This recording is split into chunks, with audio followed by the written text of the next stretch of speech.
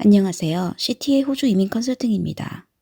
오늘은 며칠 전에 발표된 비즈니스 스폰서 비자에 관련된 중대한 얘기를 해보려고 합니다.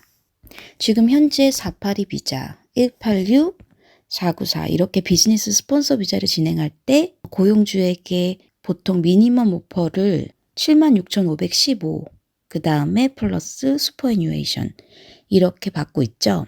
이게 올해 7월 1일부터 물가 인덱스를 고려한 79,499의 상승으로 변경이 됩니다. 물론 이 금액은 연금을 제외한 금액입니다. 이 금액에 대한 많은 우려가 있습니다.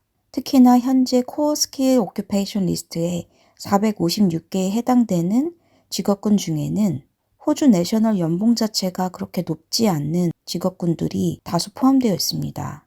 몇 가지 예를 들자면 호스피탈리티에서는 쿡, 셰프, 그 다음에 베이커, 페이스트리 쿡, 그리고 미용사분들이라든지 차일드 케어 워커로 일하시는 분들 같은 경우에는 아무래도 이 금액을 현실적으로 맞출 수 있을지에 대한 의문이 있습니다.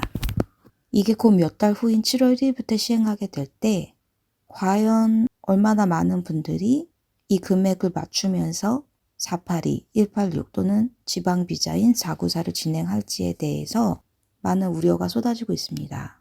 그런데 더 우려가 되는 것은 내년 7월 1일에는 과연 이 오른 만큼의 79,499로 그대로 갈지 아니면 올해처럼 다시 또 한 번의 상승이 될지에 대해서는 아무도 모른다는 사실입니다.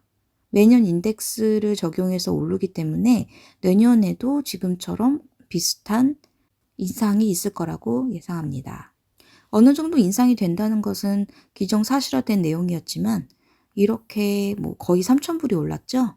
3,000불이 오를 거라고는 예상을 하지 못했었는데요.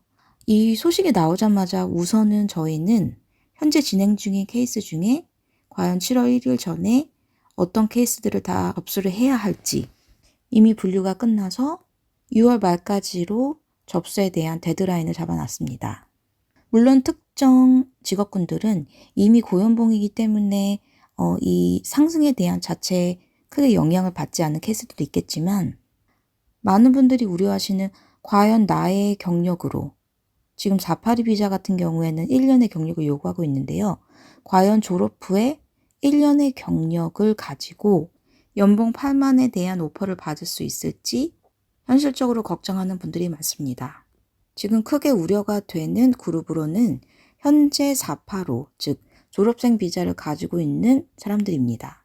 기존에는 졸업생 비자에서도 추후에 공부 목적을 위해서 학생 비자로 연장하는 것이 가능했지만 이제는 호주 내에서는 학생 비자로 연장이 안 되기 때문에 이런 분들은 이후로 내가 어떤 비자를 신청할 수 있을지를 미리 알아봐야 합니다. 이전에 워홀을 쓰지 않았고 나이가 31세 미만이 되는 분들은 한국으로 잠시 돌아가신 후에 워홀 비자로 돌아오실 수 있고요. 아니라면 연봉의 오퍼와는 크게 요구사항이 없는 트레이닝 비자 신청도 고려하시는 분들이 부쩍 늘었습니다. 다른 추세로는 졸업생 비자 신청을 하기 전에 디플로마에서 어드밴스 디플로마로 학생 비자를 한 번 더 연장해서 호주에 대한 체류가 조금 늘어나게 설정을 하시는 분들이 있다든지 파트너 분들이 중간에 생기신 분들은 동반 비자로 넘어가시는 분들도 계십니다. 물론 개개인마다 상황이 다르기 때문에 면밀하게 모든 상황을 고려해야 합니다.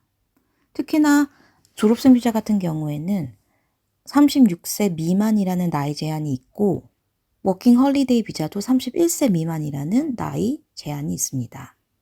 트레이닝 비자 같은 경우에는 이전에 호주 체류가 좀 길었다거나 임시 비자를 많이 소지했던 분들 같은 경우에는 Genuine Temporary Entrance, 즉 GT의 요구사항을 맞출 수 없어서 비자가 간혹 거절되는 경우도 있습니다.